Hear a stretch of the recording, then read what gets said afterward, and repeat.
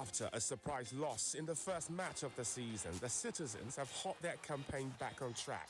Will they continue in their winning form or can they be stopped? Find out this Saturday as Manchester City welcome Southampton to the Etihad Stadium on the Premier League Live, showing on the network service of the NTA from 2:30 p.m.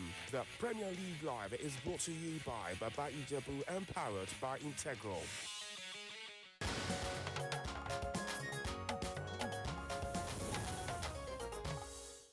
All right, welcome back. If you've just joined us, this is Good Morning Nigeria live on the network service of the NTA, and you're right on time to catch some business tips on our business program. And in it, Kunle Adeye tells us that experts are advising government on how to leverage taxation to expand their revenue base. Are they saying something new? Let's join him. Taxation is an important fiscal policy instrument at government's disposal that can be deployed to achieve mega fund generation to promote economic growth. An effective tax revenue mobilization reduces an economy's dependence on a mono source of income. A tax consultant, Dr. Kennedy Uwundu, said taxes generally contribute to the gross domestic product of a country. Tax, just not in the Nigerian economy, globally has become a sustainable revenue for the government. Other revenues may not be sustainable. The time I traveled to Dubai, they were not collecting tax, but recently they are not collecting tax, knowing that the tax revenue is a sustainable source of revenue. UK today is running solely on taxation. So the Nigerian government has realized that taxation is a sustainable source of revenue, and that's why you see tax becoming the talk of the day. He also emphasized that tax policy plays the important role of maintaining an economy at a high employment level. And to the details of Thursday's tradings on the floor of the exchange.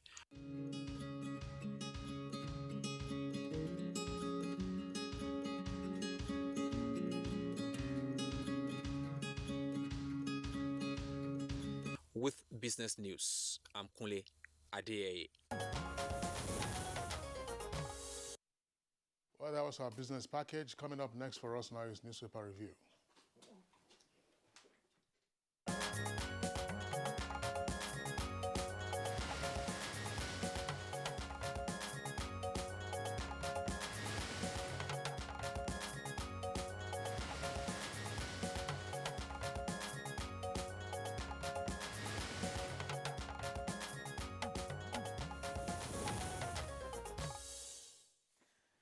All right. I think Bayo Tebi should be welcoming me back. Maybe I should say, Bayo, good to see you. Good to see you. Welcome back. Yes. You look well rested. Yes, and thank you. Thank you. Kingsley has been holding the welcome. Yes. Well, that's not correct. I said, look, welcome back from a well-deserved vacation. With a straight face. Yeah, am I supposed to be telling our viewers where you had your vacation? Well, you did tell them I had a vacation. So yeah, you can but as not where you had your vacation. Cut a long story short. Absolutely. I'll do same very soon. Absolutely, Bayo. Thank you. Thank you. Can I have the other that would be a lovely one. Thank you. That would be a lovely one. The less said, the better it is. Yes. For good reason. Okay, should I start? Yes, please. Okay. Go ahead. The Nation has as its lead story, Lagos Rivers ask court to stop VAT revenue sharing.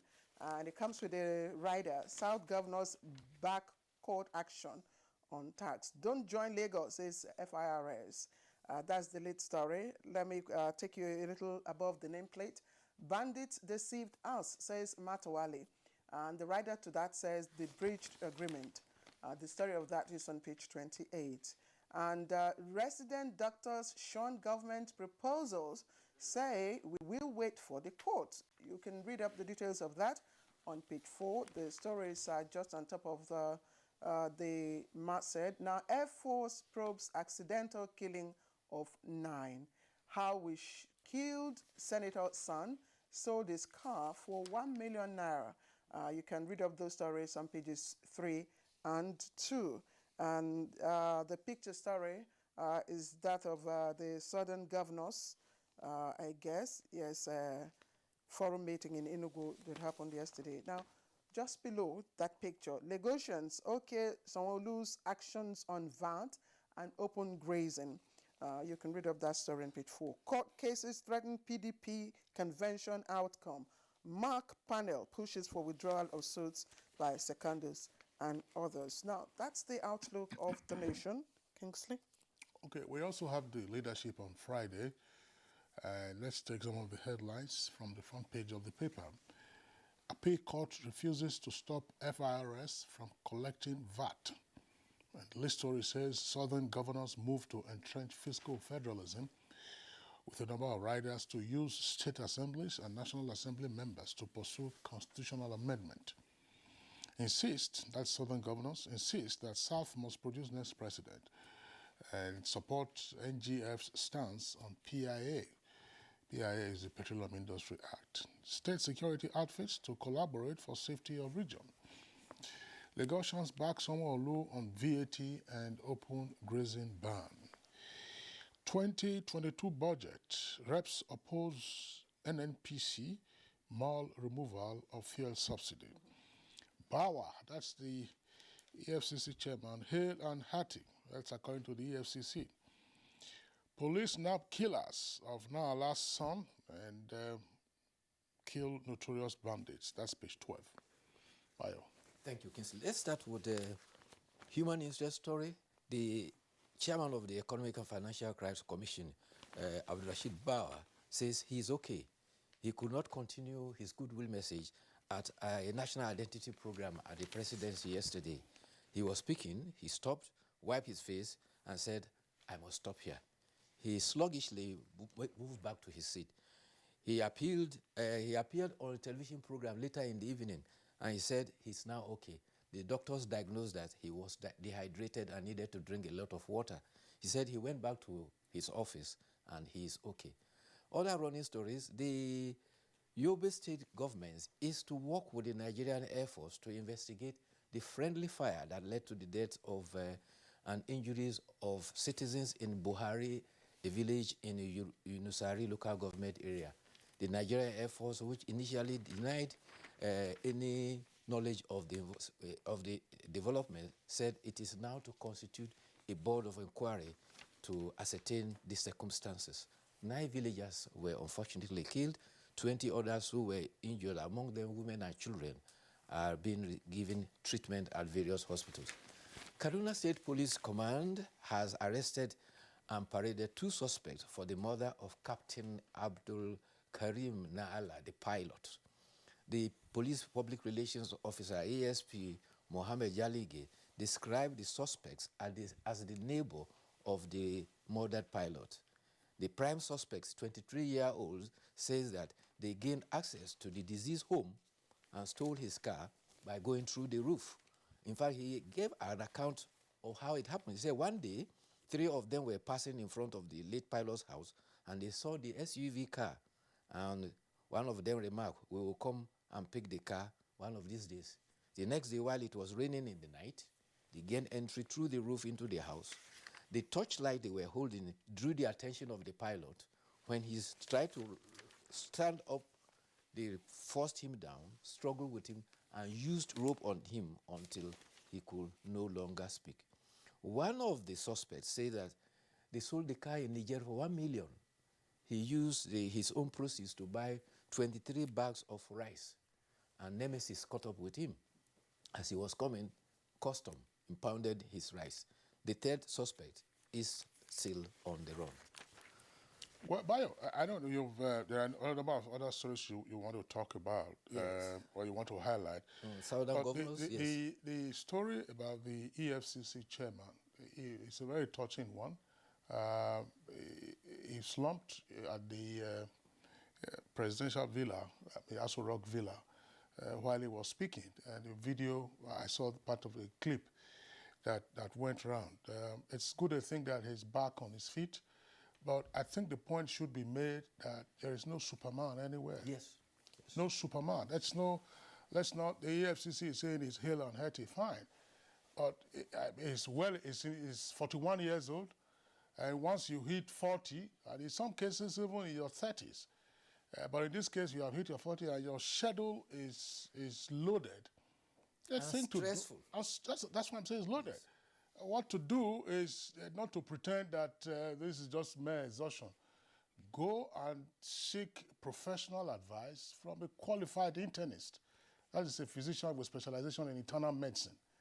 You don't just slump, you don't just collapse. It's not just exhaustion. Was it fasting?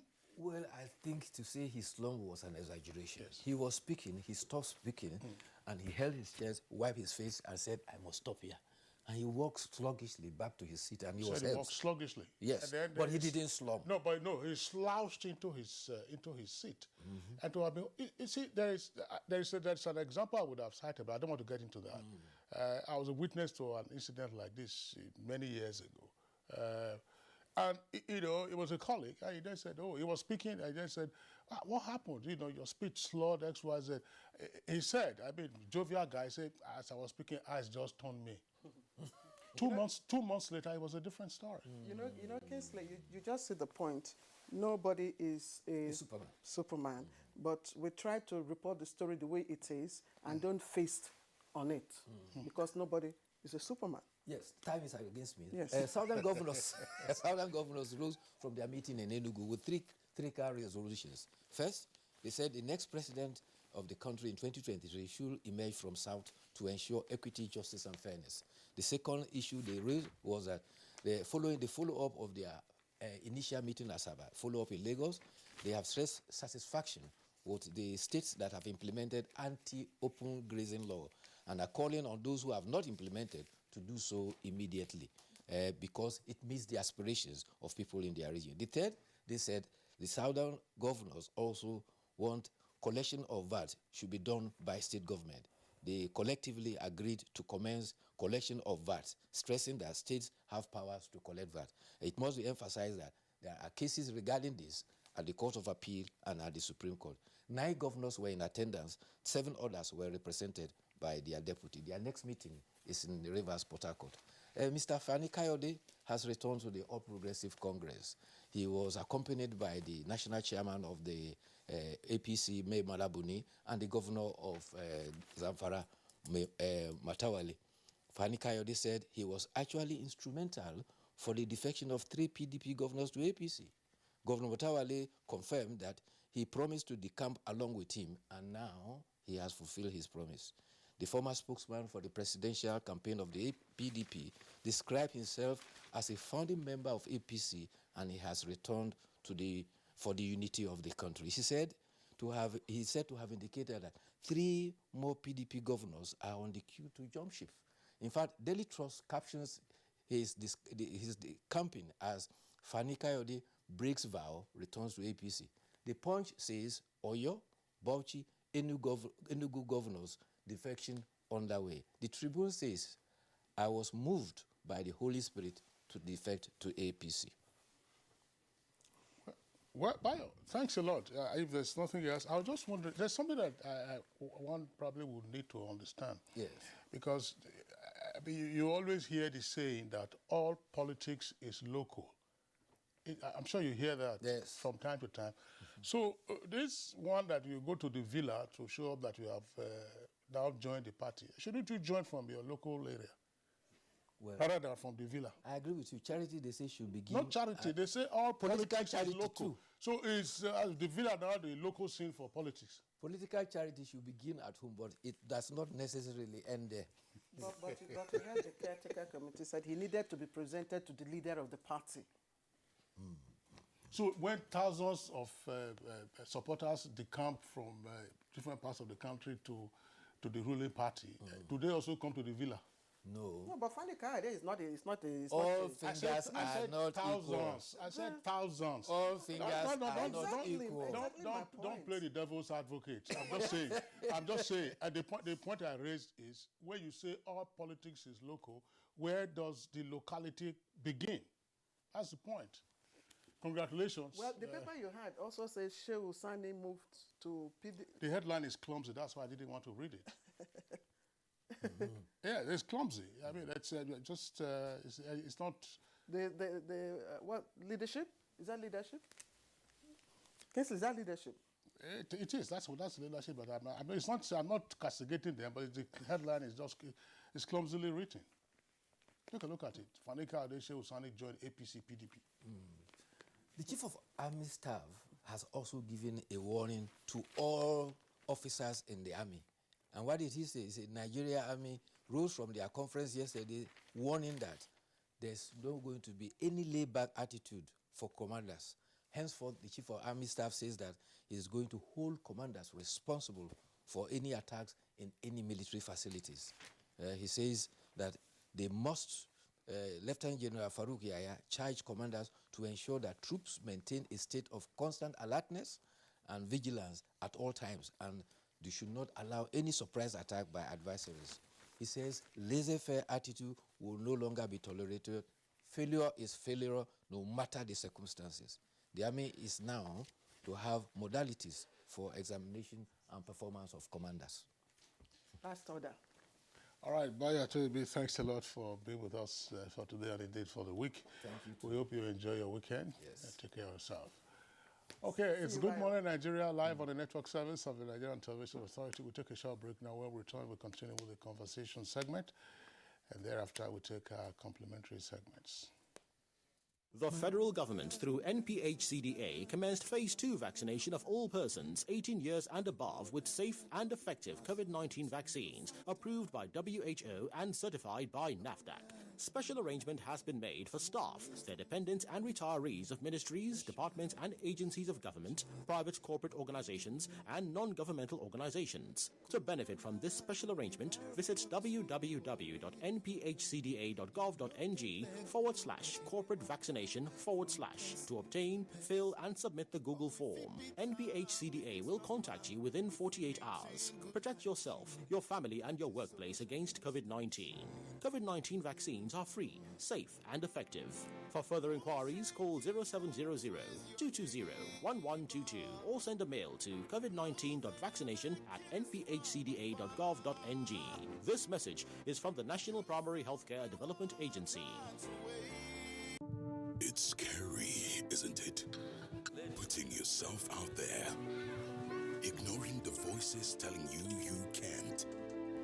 Will you step aside, or will you go for it? After all, what's the worst that could happen? So, keep trying. Don't stop. Believe in yourself and go for it. Aladana, available in many variants to nourish you every step of the way. I dey enjoy Nollywood film, Orisun, PBO, AMC be my best channel. But ST Nollywood Plus, they show the latest Nollywood blockbuster on top classic bouquet.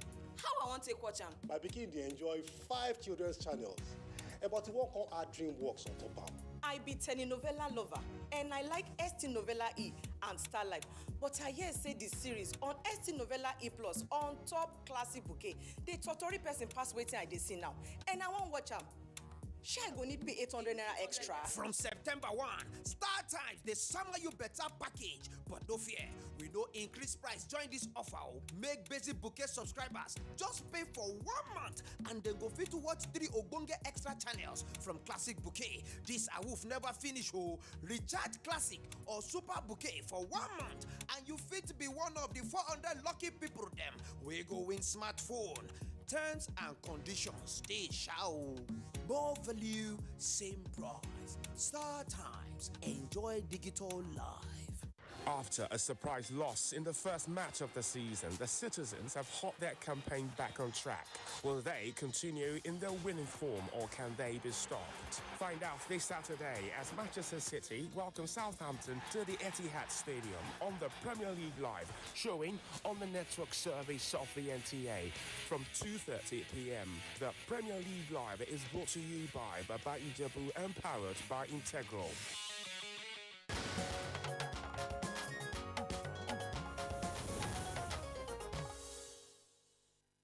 Thank you for staying with us. It's Good Morning Nigeria. Now we're moving on to the conversation segment. And today our topic is on management of Nigeria's healthcare system. Ekene Ndulue has a background there for us.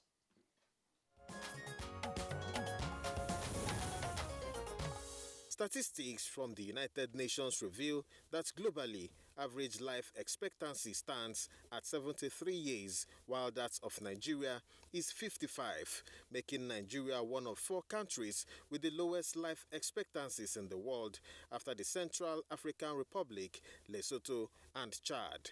At the root of early deaths in the country is a healthcare system riddled with challenges due to acute underfunding and poor working conditions.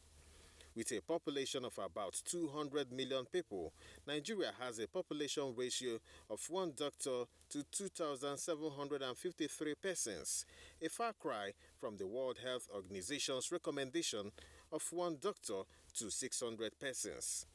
This number keeps getting worse by the day as more doctors are leaving the country in their droves in search of better working conditions.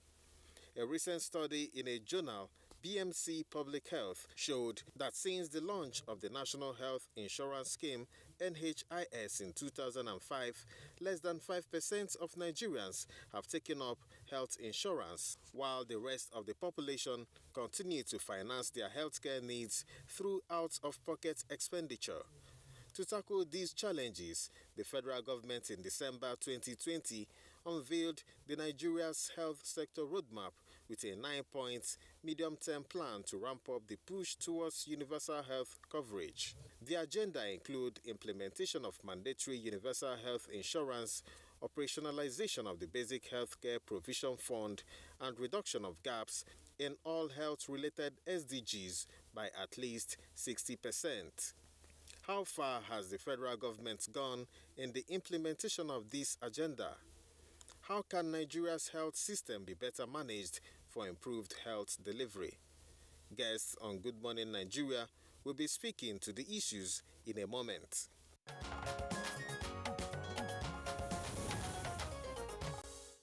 Thank you very much, Ekene Undulwe, for that elaborate background.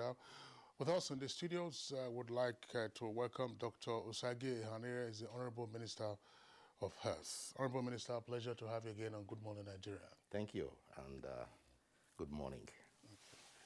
Well, let's begin by taking off from where our correspondent left off in the background. We have a number of schemes. We have a number of policies. We have an elaborate law, that's the National Health Act, National Health Insurance Scheme, and pronouncements and claims as to what we will do about our healthcare system. But there's no question that Nigeria's healthcare system is challenged, and some would say severely so. What are the lingering issues?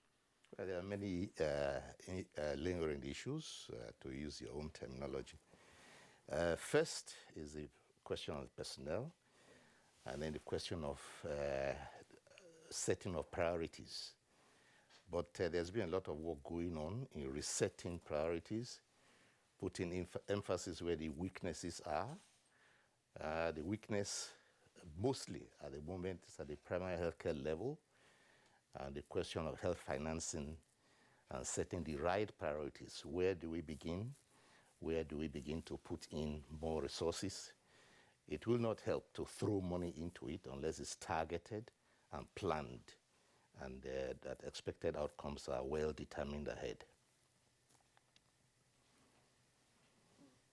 Councillor, are you listening? All right, let me go back. Sometime in the course of our research, we came across a certain quote which says that describes America's health system as neither healthy, caring, nor a system. And I began to wonder if that is so with the American health system. How do we describe or evaluate our own health system? And I think you're in the right position to do that for us. Well, yes, there is no perfect health system in the world. If you want to compare various health systems in various countries, you'll find different outcomes. But there are lessons to learn from everyone. There are countries that invest very heavily in healthcare, if you are looking at it as per capita or as total investment. But the outcomes are not that fantastic. And there are others that invest very little, but they get good outcomes. So it depends on where you put your money, how you put your money in, and how you also get the people to work with you, how you do community mobilization, and also arrange the demand and the supply. So Nigeria's health system is a work in progress. And we have been doing a lot of background work now to carry out certain repairs. And very soon you'll be hearing of a primary healthcare summit, which is upcoming in October. We have new initiatives at the health insurance scheme area. And also the president recently set up a health reform committee to look into the entire structure and see how to get the best gains out of the investment that go in. Investment comes in first from government, from the private sector, and from foreign partners. We're trying to galvanize foreign partners to put the money in the right place, and also to work with the private sector to do the same. With the government side, it's a little tricky because the health system is said to be on what is called the residual list, where state governments play a role, local governments are supposed to play a role, but the federal government generally provides the guidance. And as you put the guidance in place, you expect that the other partners go along with you. But some seem to go in a different direction.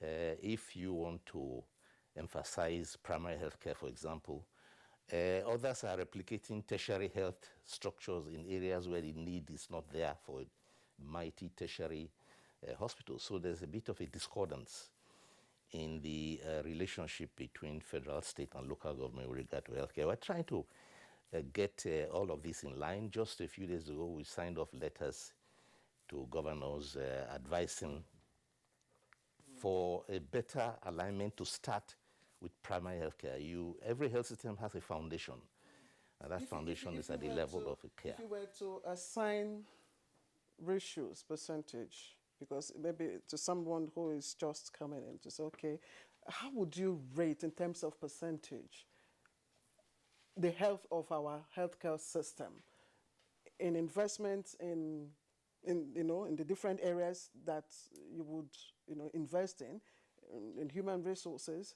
in financing, and of course in the availability of tools? What would be your rating? Well, the rating is difficult, but right now I will put emphasis on human resources at the lowest level. We just heard of the statistics, the life expectancy in Nigeria, maternal mortality, infant mortality, under 5 mortality, TB deaths, HIV deaths. All of these go on at the level of the primary health care, at the rural levels, in slums, and in those areas where healthcare has been neglected for years. Those are the people you can say are the forgotten people, the forgotten Nigerians. And that's where you get all the statistics from. And that's where the healthcare should begin. The rest of it has to rely or lie on the foundation. Foundation being, again, primary healthcare, and secondary healthcare, tertiary healthcare, and then specialty healthcare. All of these should be joined by two things. One is an emergency medical service that makes it possible for Nigerians to get help when they need it and where they need it. And then the second being the question of arranging the health financing in such a way that it answers the questions which we are posing, and not just money flowing in and you don't know what outcomes you are benefiting from that. Okay, Honorable Minister, let's just step back a bit and perhaps take a socio-cultural view of our healthcare system and see where we are transitioning from. At a time when there was heavy reliance on tribal medicine to now orthodox medicine, you would say probably in the last 100 years or so, there's been the infusion of orthodox medicine. Now, related to this transition phase, it's also a matter of attitude and orientation. Do we get a sense that healthcare isn't just a social service to be provided by government, but also a paid service for which you and I have to be responsible, at least to some extent? Yes, you are correct. Both of these approaches are right. In the first place, what you call orthodox medicine or modern medicine has its roots in traditional medicines of other countries in the past, which the tools of science and the search for knowledge have now brought in an organization and a body of knowledge that we now call medical studies. If you look at the founders of medicine, Hippocrates, Galen, and so on, you find that most of their prescriptions were like traditional medicines of today. So that there is a connect in there, and there are people who still believe in what they call traditional medicine, but again, some call it herbal medicine.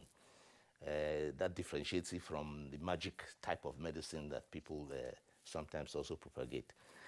But on the whole, there is definitely the need for a transition, where that is the reason why we today insist on community engagement, on social and behavior change communication, and on getting the communities to own the facilities they have. The primary health care centers we are propagating right now are going to be in the communities, and we have ward development committees that are supposed to be part of the governance, so that there's a sense of ownership.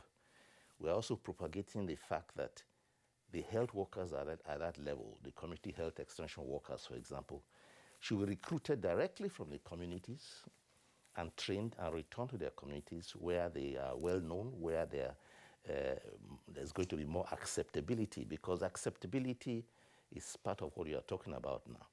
Rather than pick a number of people from the city, train them, and then take them to rural areas where they don't have a sense of belonging, where the people do not have a sense of recognition of these health workers. So we need to have a new strategy. We need to rethink the way we're looking at the health service delivery here, both the infrastructure and then the human resource for health. I also want to extrapolate this to aspects of health care financing. Because when you look at the traditional medical system that people still patronize, I'm just wondering, you know, when a person approaches a healer, a traditional healer, for instance, you pay for it. You pay, whether it's by way of divination. If they ask him to go and bring one small goat, the person will go and bring one small goat. If they say go and bring one small fowl, chicken, you will go and bring it. It is not the herbalist that will give you, that will provide those things for you. If it is for purposes of divination, you are required to put something down before the diviner proceeds. You see some of these things on African magic channels and so on and so forth. Can we just put him on hold and bring in the other two guests? No, let him take this question. You know, so if, therefore, you pay for this, why is the orientation that you go to a government hospital and you say, I went there, they say there is nothing for me? Or you are willing to spend from your pocket for that? That's why I asked the question whether there is a perception of orthodox medicine as a social service to be rendered by government compulsorily, or a paid service as well, as part. Yes, you're correct again, because it is both. You will know, recall that virtually every politician who is campaigning for office now will promise you free everything, free education, free health, free housing. There's nothing free at all. But once you begin to give that promise and give the impression that things can come to you free of charge, then of course you create expectations that yes, everything will come free. And when you really don't get it, there's a sense of disappointment in the government. So again, it's a matter of responsibility that politicians do not continue preaching free things which they can't deliver, or things that they know that are not even calculated. If you want to give free health, how much will it cost? Do you have the money?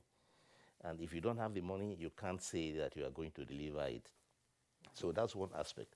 The other aspect is that people really do pay for health, because we calculate there's up to 70% out-of-pocket expenditure in the health scene today. People go to the pharmacy or medicine store and actually pay for medicine.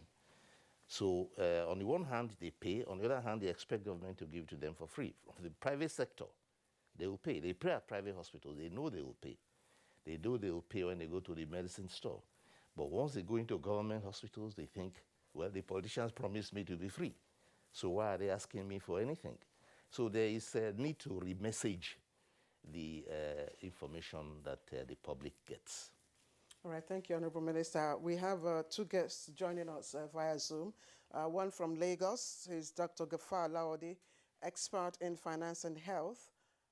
Dr. Gafar, thank you very much for joining us. Thank you very much for having me.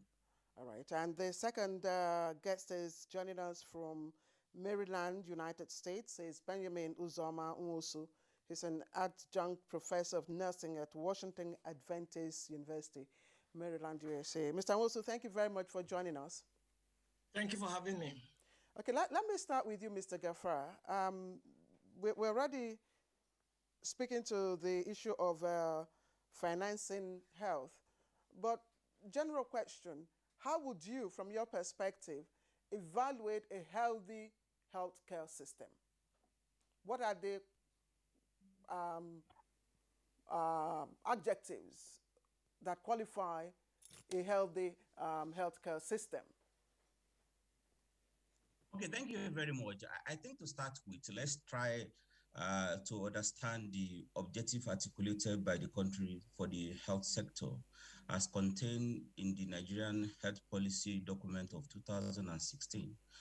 The central objective, which is not different from what you see elsewhere, is to achieve universal health coverage, which means everybody must have access to health care of good quality to be effective, without experiencing financial hardship in the process. I think that's a very huge concept, and it's a global one that Nigeria has subscribed to. And I think that's the standard for appraising health system performance anywhere in the world. So what does that mean? And where is Nigeria with regards to this concept of health, universal health coverage?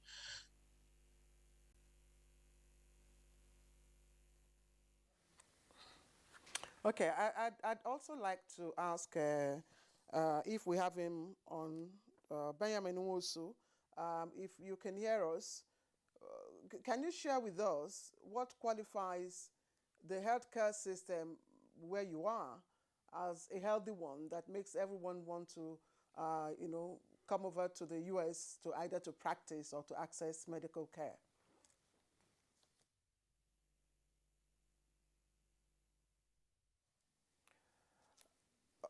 Okay, we'll try and get our connections right. I think our engineers are working on that, Kingsley. Okay, back again to the Honorable Minister of Health. We know that progressively there's been the private sector intervention in our healthcare system.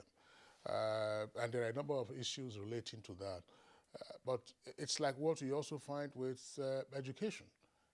On account of the challenges in the public sector education system, you've had a climb in private sector participation. So perhaps Nigeria could work out its own model. But you trained in Germany. What was the healthcare model like in Germany?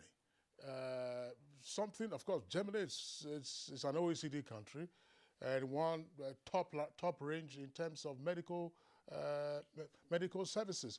What was it like? Who owns the healthcare system? Who funds the healthcare system? And how does it run? Well, there's a lot to learn from developed countries, and they all have various systems. To go back to the question you asked just now about universal health coverage, what you need first is availability. That is to say, you must have the structures available. In Germany, that is, and other European countries, that's a given, in the sense that in nearly every community, there will be a doctor in practice somewhere. But we cannot have that kind of structure here because its survivability economically is not assured. But you can have medicine stores in many places, even in tiniest villages, but the quality is questionable. The second thing is affordability. Can you afford it? Well, most persons there have a health insurance. In fact, the concept of health insurance started in Germany under Bismarck, in the sense that they made the employer pay for the people they employ. But then we don't have so many people here in employment. More people are more on their own. So you have to vary what applies in your country if you're applying it to another country. And then, of course, the quality of healthcare. And which is why, again, to answer your question, people want to go to the United States or to the UK because they feel the quality is better.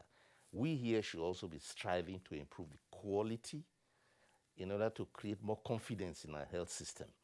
Then there's this question of accessibility. How far is the hospital? Some people cannot get there because it's too far.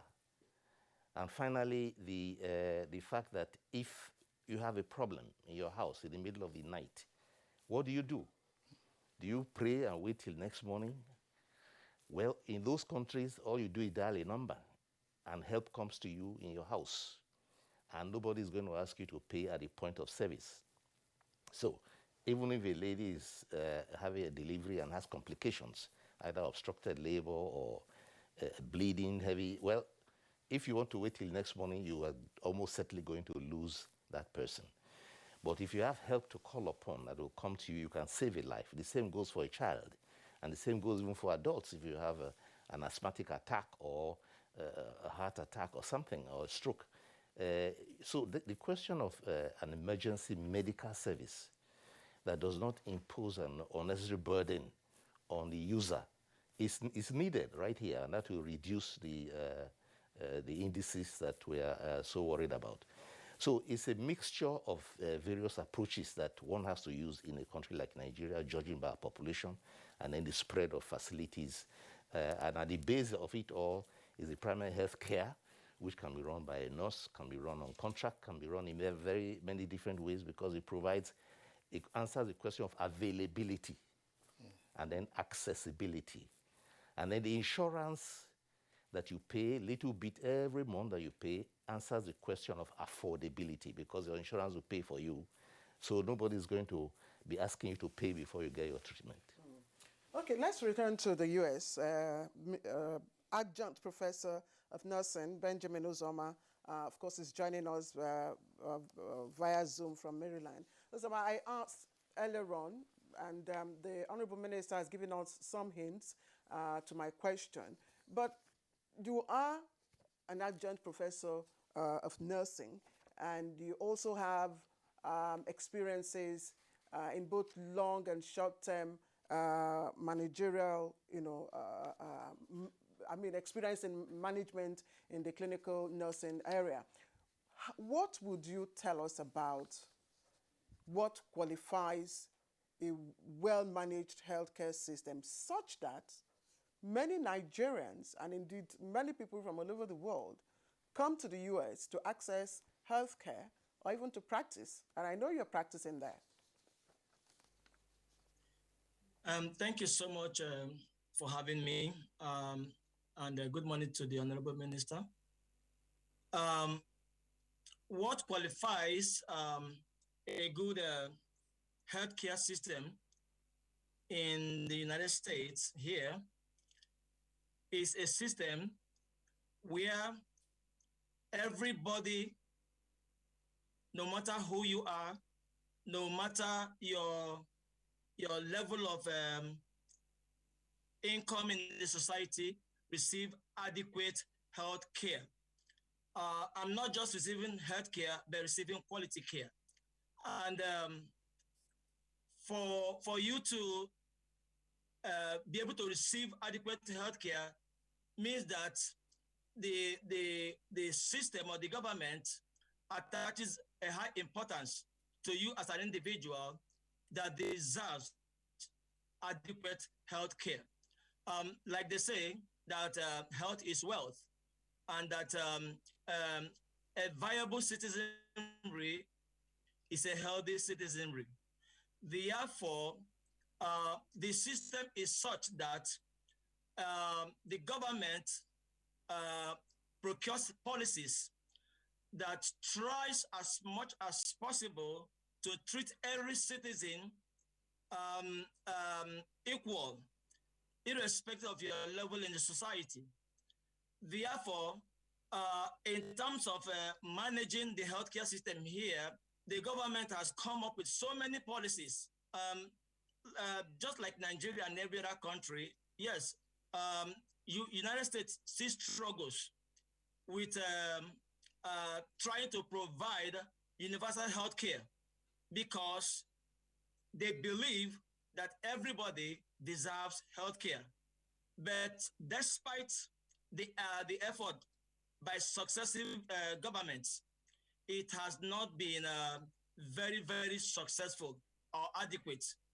Therefore, a lot of policies have, for example, you can imagine a country as huge as United States devoting about 17% of their national GDP on healthcare alone.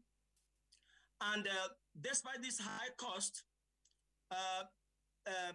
the country continues to strive as much as possible to see how much they can bend the curve of this high cost of healthcare without impacting quality care. So that is the system we have here. United States actually believes so much that every individual must receive health care that is affordable. And to make it affordable means that there should be policies in place to make it a possibility. So that is the system we have here. Okay, thank you, Benjamin Uzoma Nwosu, for the points that you have raised, but I still would like to stay with you. Let's not, we've get into some controversies around the quality of healthcare in the US and affordability. I mean, a leftist writer like Noam Chomsky will tell you with data that amongst the advanced countries of the world, the US healthcare system is the most expensive, and it has the least universal coverage for its population, even in per capita terms. But there are some things that I would like you to speak to based on your experience in the US. That's to say, just perhaps just general administration or facilities, X, Y, Z. When you look back to Nigeria, what do you find as the most worrisome challenges about our healthcare system? You mean about your healthcare system in Nigeria? Yes, our healthcare system. I imagine you are a Nigerian as well. Yeah. Well, I read a lot of news regarding Nigerian healthcare system and what is going on in Nigeria. I think the problem with your healthcare system, for example, I'm looking at what you spend or what the country spends on the healthcare system. About 3.7% of your national GDP on your healthcare system. Now compare that to 17% here in America. So that goes to tell you where the country attaches most emphasis on. For example, if Nigeria believes that health care is a necessity, if Nigeria believes that health care is necessary for every citizen, they must devote enough resources for health care. You can imagine the gap between 17% and 3%. Yes, 17% in US does not mean that United States is comfortable with the 17%. Yet, they have, like I said, they strive annually or with successive government to ensure that they reduce this level of percentage, but at the same time, not impacting quality, like I said before. But is that obtainable in your country, in my country, which is Nigeria? Yeah, I'm a Nigerian, okay? So is the same thing obtainable in Nigeria? I don't think so. I think whatever you attach interest in is what you devote your time and your resources on. Now, I do not think that Nigeria attaches so much interest on health. Otherwise, I see no reason why we should be having doctors and nurses leaving the country in droves. Why? After all the resources spent on them to be trained in Nigeria, only to be used outside the country. Now, the system is the system there is not. It is not. I mean, it's not such that will really treat healthcare as an important aspect of the system or of the survival of the citizenry. So here we have, somebody mentioned, I think the Honorable Minister mentioned about 911. I mean, can you imagine a country here in the United States whereby if there is an incident, you do not need to wait till the next day. All you need to do at the comfort of your room, you dial 911 and somebody comes in to pick you up to the hospital. Nobody asks you how much you have or if you can afford it or not. But guess what? They are treated. And then after treatment, then comes the billing. And in most instances, the patient may not have the money to pay. Guess what? The government picks it up. Is that obtainable in your system? I don't think so. So that is the disparity between the two systems. I'm still tempted to stay with you via Zoom. Just explain this for us, because the Honorable Minister made a point. He says that part of the focus in reforming our healthcare system is targeted spending. Now, you've given us absolute numbers. Say 17% of the US GDP is spent on health. Here, we spend about 3% of our GDP. I don't know about those numbers. That's for us here in Nigeria, 3%, whether these expenditures out of the public purse or whether it's private spend. Now, when you say 17% of GDP is spent on healthcare in the US, what are the areas of expenditure that then help to sustain the healthcare system? Well, the areas of expenditure with respect to GDP, first, you talk about the technologies. United States devotes so much resources on technologies because I think the medical system here is such that everything is handled by technology. Therefore, a lot of resources are devoted to technologies. That's number one. And number two, there are so many there are different types of paying systems whereby physicians and other healthcare personnel they tend to create charges for outrageous input now for outrageous medical care provided. So, and that is why, despite the outrageous charges, of course, the government still pays for those charges, but they come up with policies to see how much they can curtail those outrageous charges. And that is where this is one of the reasons why they promulgated the Medicare, Medicaid, because they realized that the medical providers were charging outrageously. Then the government decided to come up with Medicare and Medicare policies, in which the government will have some element of control over some of these charges by medical providers. All right, thank you, Adjunct Professor Benjamin Uzoma. Let's put you on hold now and bring in Gafar Laode, who's an expert in financing health. He's also joining us via Zoom.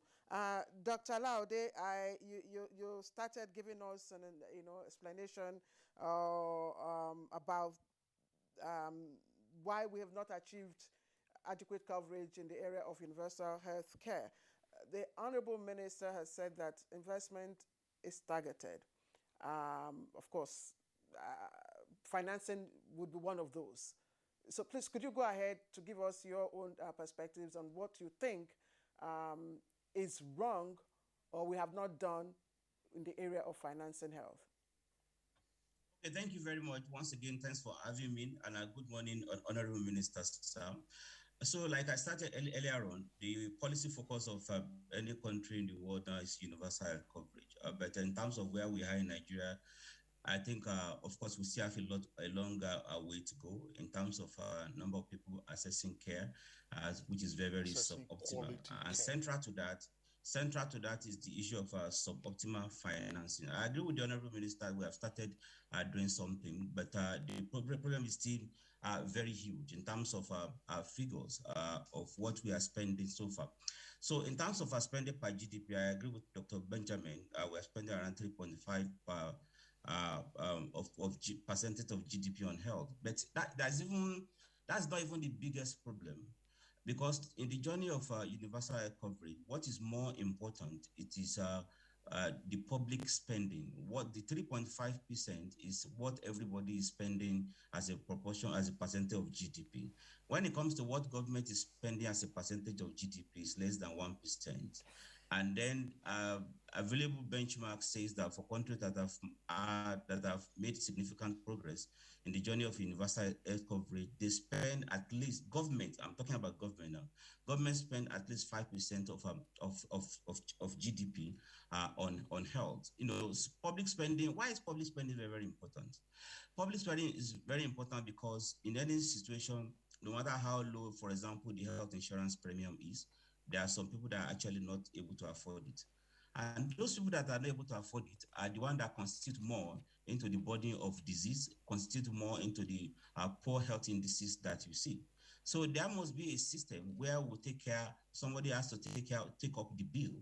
And again, given the credit to the government and the Honorable Minister, there are a lot of policy instruments that are already in place.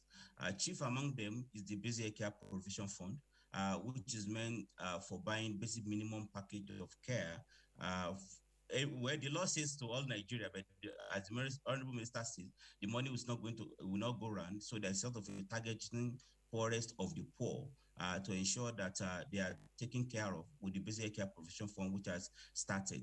But it can only go far because don't let us forget that this Basic Care Provision Fund is coming from federal government.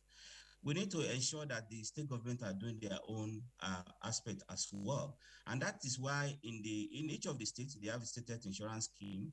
And in their state health insurance scheme, they have what they call equity fund, which is 1% of their consolidated revenue, which is meant for buying, taking care of the poor and the vulnerable. Only very few states have released this money. So part of the advocacy is not only about looking at the federal government, to look at the state government as well. Then secondly, it's not only about making the money available, the efficiency of spending.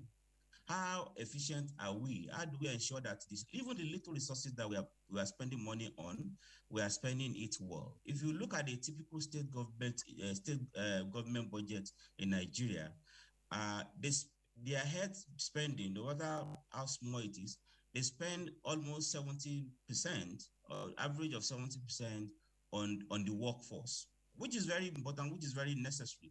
But how are we efficient with this? Even the one that we are spending on the workforce, are the workers there? Are they productive enough? Are they competent enough? Are they very, very responsive? So we need strong governance and management system to ensure two things. One, that we spend more money on health, and at the same time, we are getting best result for the money. So in terms of prioritization, one of the senior colleagues in this field once said, the starting point in the journey of universal health coverage is not technical. It is the political and ethical consensus that health is human right. That is the starting point. If you look at countries that have made serious progress, I'm talking about low and middle income countries now, that have made significant progress in the journey of universal health coverage. There are some commonalities among them. And one of the commonalities is that there is strong political ownership for the universal health coverage agenda. You can see things starting from either Mr. Prime Minister or Mr. President, telling the whole country that I want to go the way of a universal health coverage. And when Mr. President or Prime Minister says that, everybody has to key in, and so it's gained serious political momentum. So that is very, very key for us to happen now. Then two, many countries are using health insurance, which Nigeria is using as well. So the issue of subsidization, what we are doing in this country is not likely to take us to universal health coverage, apart from the great work around basic care provision fund. If you see, most of the health insurance that we have is the emphasis on contribution. State health insurance will say, come and pay premium. The truth of the matter is that the statistics have shown that if you ask people to come and pay contribution, even when they pay this year, they're not likely to pay next year. And even the cost of pursuing paying for contribution might be very, very difficult. You can argue that government does not have all the money, but at the same time, we have to look at, okay, government contribute the maximum they're able to contribute. Then at the same time, let's look.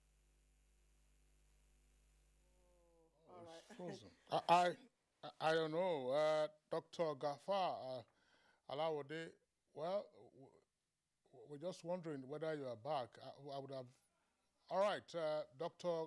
Gafar, please continue from where we lost you a moment ago. Okay, can you hear me now? Absolutely.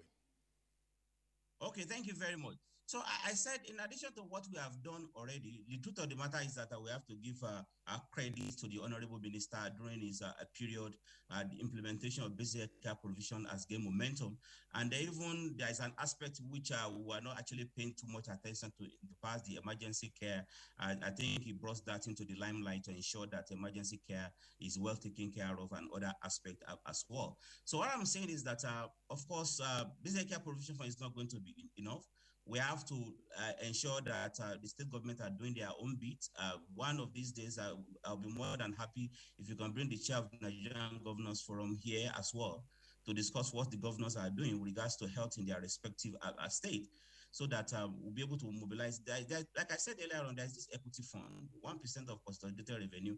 It is enacted by, there's a legal provision for it in each of, in almost all the states. The states are not actually paying attention to it, they're not releasing the money. But in addition to releasing the money, we have to pay attention to what is the money buying, and how efficient are we? Because when you put Nigerian health system side by side with other countries, evidence has shown that many low and middle income countries are much more efficient than us. In terms of average productivity of health workers is higher in many other countries than ours, in terms of absenteeism, and in terms of to some extent ghost workers and all those stuff. So we have to pay attention to efficiency. Then again, emerging evidence are showing us that even when you have basic care provision fund, when you have health insurance scheme, when you release the equity fund, it's not enough. You have to do the community part of it. There are instances where people are registered on basic care provision fund, on equity fund, and they don't even come to the health facility to assess the care. So, and then we have seen evidence where if there's a strong community intervention to increase awareness, to improve health-seeking behavior, things will improve. So we have to look at both the financing and the health system as a whole, the community aspect of it, and pay attention to issue of human resource for health, and look at alternative way of financing in addition to what government is doing. Let me give you an example why it is very, very important for us to look for alternative way for financing. So the benchmark for government financing towards achieving universal coverage, like I said earlier on, is 5%.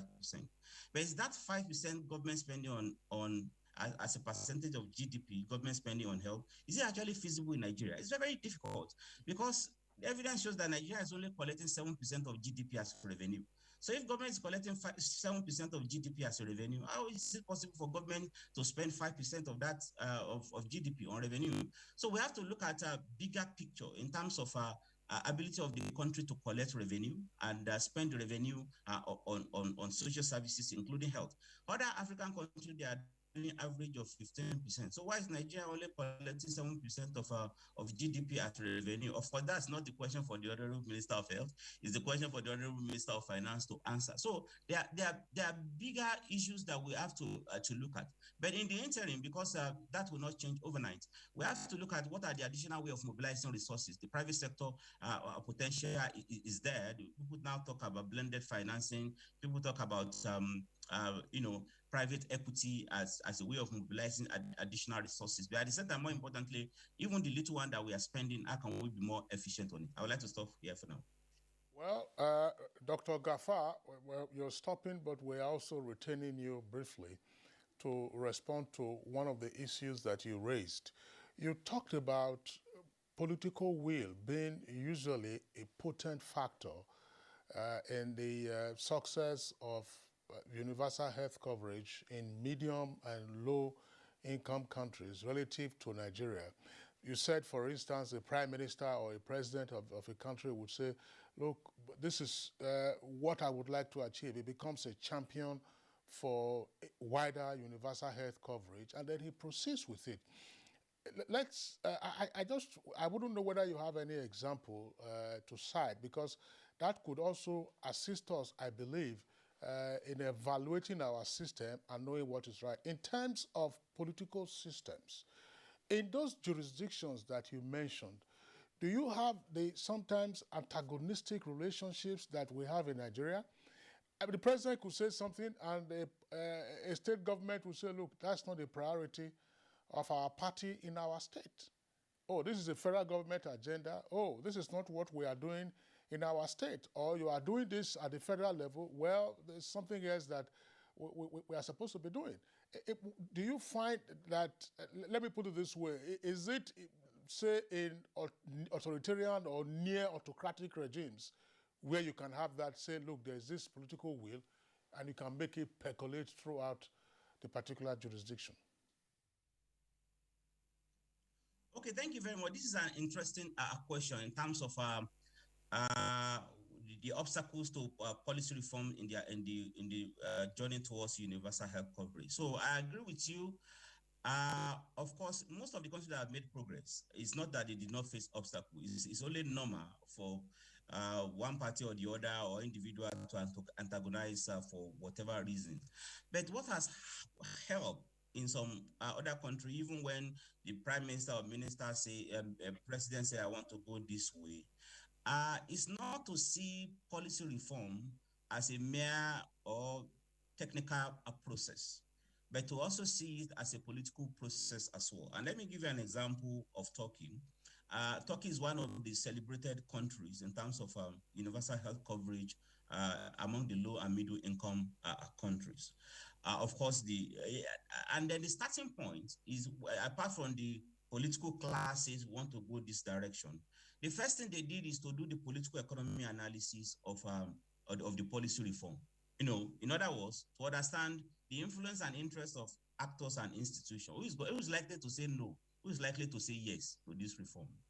And that's the starting point of the reform. That engagement, those that are likely to say yes, to engage them, and those that are likely to say no, to try as much as possible to engage them, and try as much as possible to design the policy process in such a way that we affect, because even those that say no, at times they have genuine concern. So they have genuine concern about how things should be done. Taking that into consideration, those that are likely to support it, bring them together as much as possible. I think that that always helps. Don't let us belabor the point that somebody will oppose any policy process. It's only normal for people to oppose a policy process. That's the normal thing in the public policy space. But what is very, very important, like even Benjamin will allude to that in the United States, the process of reform, they did serious political economy analysis in terms of who is likely to support, who is likely not to support. I think we need such in Nigeria as well as we do policy reform. Some of us have conducted studies around the political economy of even the Basic Care Provision Fund to understand what went wrong, what we can do differently, and others. So that is very, very important. Like in terms of champions, like countries, even in our own Africa, Paul Kagame was is like a very strong champion of universal coverage. But the caveat is this: we have to be mindful of that fact. Rwanda is not Nigeria. Rwanda is a unitary state. We are a federal state, so we have to take that into consideration as well. In Ghana, the process started during election. When I said it's a political process, I don't mean only the minister or the presidency, but it started during the election when the new party wants to come in. And part of what the new party sold to the electorate is that we are going to improve your access to health. They used to have what they call cash and carry in Ghana, where it's only out of pocket payment, which you don't take them anywhere. So as a result of that political process, when the new party came into power, they started the process. The same thing applies in India. It was started as a political process. And in terms of what we need to do, elections coming in 2023, I think we have to raise the bar, accountability bar, in terms of asking the political class, in terms of, okay, we have seen some reform that are helping. What do we want to do? Political party ABC, what do you want to do in terms of reform? And we should not accept, we make healthcare free for all and everything. We should be asking the question, why? What is the policy thrust? What is the policy reform that we would like to do? I don't know if I've answered some of the questions that you've raised. Right, Kingsley will be back. I'm sure you must have. No, he certainly has. He's answered those questions and further elaborated on it. But he also drew attention to the risk of absolute comparisons. I mean, to say, see what's happening in Rwanda. And he very rightly observed that Rwanda is a unitary state, and Paul Kagame has been in office for about 20-something years. Can you try that in some other locations? All right, let me bring in Honorable Minister here. I know there are a lot more you want to talk about. Issues have been raised in terms of budgeting percentage and all that. But please, let's look at what goes on outside of financing healthcare. People say, probably the indices you talked about, maybe infant mortality and all that a lot more Nigerians die more from the bureaucracies and inefficiencies that go on in the hospitals than even the sickness themselves. For instance, you go to the hospital, public hospital, you want to obtain a card, it takes you the whole day, you spend the whole time, hours, trying to obtain a simple card. You go for lab test, they give you maybe 1 year date, and the person probably would have passed on, even before the due date. So these kind of inefficiencies and gaps at the primary level, how do we address them? How do we governize management at that level to make it more efficient and effective? Well, thank you. That is why I am particularly happy that the president set up this health reform committee, because it will address everything from the structures to governance to service delivery and of course the efficiency that goes along with it, which is clearly everybody knows about and nobody wants. And it has to do with the system that exists. Tying the hospital system, health delivery very strictly to civil service ways is difficult, and it's very difficult. So there has to be a bit of freedom, a bit of relaxation of put everything at grade level. Everybody is thinking about moving from one grade level to the other, irrespective of your performance. It depends on how long you have been in one place, and nobody cares how many patients you saw or how many operations you did or how you did your work. Those things really have to begin to change, and I believe that the health reform will look into that aspect of governance and poor service. Again, it has been said that in some countries there is one organ in charge of healthcare, the federal, or it is well divided among states. States know that this is their responsibility in their various domains. But here in Nigeria, it is split among many players. But it's not working. Exactly, and that's why we're looking for ways to change that, because a lot of burden. If anything goes wrong in the health system, the finger is pointing at the federal, is pointing at the president. In reality, a lot of things are going right in the federal, but they may not be going very well at subnational levels. But everything is blamed on the federal. But the health system in Nigeria is actually, there are many players in there, the state government, the partners. What we have been trying to do is galvanize all actors and have a better coordination. I said earlier that we are working with the health partners who bring in money, but they do what they like. I want to work here, I want to work in this state, I want to do malaria here, I want to do TB. So there's a lot of duplication and a lot of is wasted effort. And sometimes even loans that we took to address certain health issues are not really following the direction that government wants to go. So we are working on getting everything better organized and better utilized so that the outcomes are better. Also trying to work more with the states to spend better, more coordinated spending, and involving local governments and the private sector in particular. We are talking about the emergency medical service and ambulance system now, which will bring in the private sector. It's a co-managed initiative between private and public to bring all ambulances in the country to use for an emergency service that will be paid for. You are assured that you'll be that you are paid, so the end user does not need to pay anything at point of service. Even at the point of service delivery at the urgent care center, you are guaranteed. So someone is not brought in and has to pay for a card and doesn't have the money, so you leave it by the side. You are guaranteed that you'll be paid. So there is going to be a good response to that. That's a 911 call for you, Honorable Minister of Health. All right, it's Good Morning Nigeria live on the network service of the Nigerian Television Authority. We'll take a short break now. When we return, we'll continue with the conversation.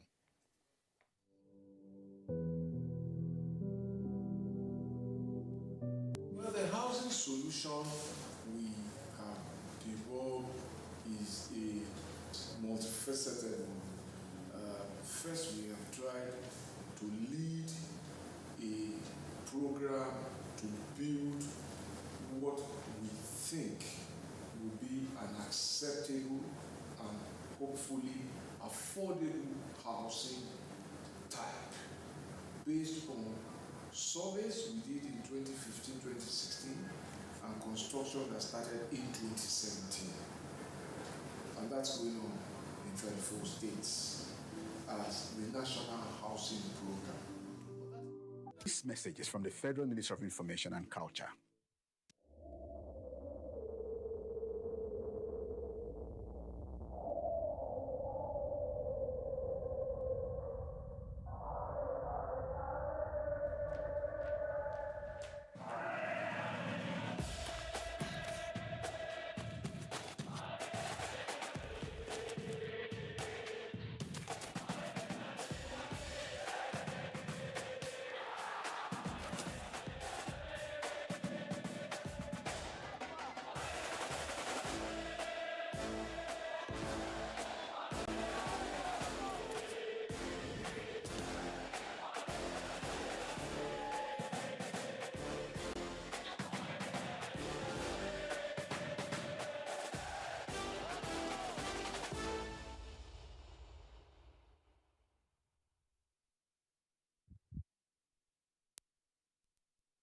Dear compatriots, our country can be as great as we want. Let us all commit ourselves to its greatness. We must be willing to set aside our differences, unite and stay as one. In our expansive landmass, human and material resources, and plurality lies our strength. Let our challenges lead us to rediscover our common ground, and together, let's find solutions. This will take some time, so it requires patience, tolerance, and forgiveness from every one of us. Let all hands come on deck to protect and transform our country. Let us unite and see each other not as adversaries, but as brothers and sisters. Together, we can build a better Nigeria for ourselves and for the next generations. This message is brought to you by the National Orientation Agency, NOA, with support from Nigerian Television Authority, NTA.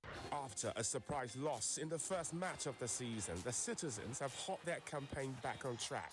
Will they continue in their winning form or can they be stopped? Find out this Saturday as Manchester City welcome Southampton to the Etihad Stadium on the Premier League Live, showing on the network service of the NTA from 2:30 p.m.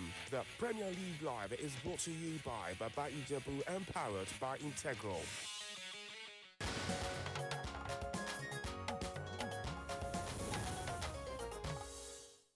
All right, welcome back to the program. Let's again get back to the Honorable Minister of Health. Honorable Minister, I'd like for you to explain more on the emergency ambulance services. You said it will be paid for. I'm sure every Nigerian will desire a situation where he or she sits in the comfort of, their homes and then dials a particular number and an ambulance services picks the sick one and seamlessly. Is that what is likely to be the outcome of this scheme? Well, first of all, it is not a taxi. It is not for anybody to sit in the comfort of their home and dial an ambulance to come and pick them and take them to the hospital. That is not what it is. It is an emergency medical system. You must be in the state of an emergency. So if you abuse it or you pay, you'll be made to pay for it. If it's discovered that it's a frivolous call, you want a taxi to take you to where you should be paying, normally going by yourself. And the system is such that there is 5% of the basic healthcare provision fund that is earmarked for emergency medical services. Now, this amount is not much. So we have thought, how do we get about it? If you want to buy ambulances everywhere, you are not going to succeed because you have to worry about managing the ambulance repairs, the paramedics, the drivers. The best thing is to use this 5% in a way that allows you to pay for services. And you pay for services both from government-owned ambulances, even company-owned ambulances, agency-owned ambulances like road safety, or privately owned, so that any service that is provided is paid for on an agreed tariff to see a patient with paramedics and take them to an urgent care center without asking them to pay. So it's managed in a way that this fund now pays for the service that's given in these areas. You do that to save lives because there are situations where even wealthy people at that very moment do not have a penny on them, and then they stand the risk of being ignored in a hospital if they have an urgent problem. I'm just wondering, Honorable Minister, listening to Dr. Gafar Alawode, amongst the many points he raised has to do with the policy process. And happily, there is this committee now chaired by the Vice President on healthcare reform. Now, allied to that is what he referred to as the political-economic analysis of reform. I'm wondering, rather than the brick and mortar case of, we have infrastructural deficit, we have manpower deficit, we have this, we have that. Have we tried sometimes to take a step back and undertake a rigorous political, economic, even if cultural analysis of our healthcare challenges and what can be done by way of remediation? Yes, you are correct. And that is one of the main questions that the Health Reform Committee is going to address. Take a step back and look at the health system in its entirety and also work on it. Last week, I inaugurated a committee to do something similar with the National Health Act, to take a step back, examine all the provisions in the National Health Act, and tell us how well we are following and complying with the National Health Act. A lot of the provisions have been addressed and are being addressed. But it's a continuous process. You can't stop at a point. And you also have to be able to engage as many actors as possible. The Nigerian health system is peculiar in the sense that there are many actors in there. And part of the, again, political act you need is bringing everybody together under one umbrella who previously have worked on their own and done what they feel like. And also, in many cases, wasted resources doing things that didn't need to be done or not doing things that really urgently require to be done. Thanks, Claire. Dr. Gafar Alawode, if you're still there, Dr. Gafar, there's a point I would also like you to speak to in seeking to understand our current healthcare system and therefore point a direction for for reform. And it has to do with the structural issues. The Honorable Minister himself seemed to have touched on that very briefly. That namely, look, who get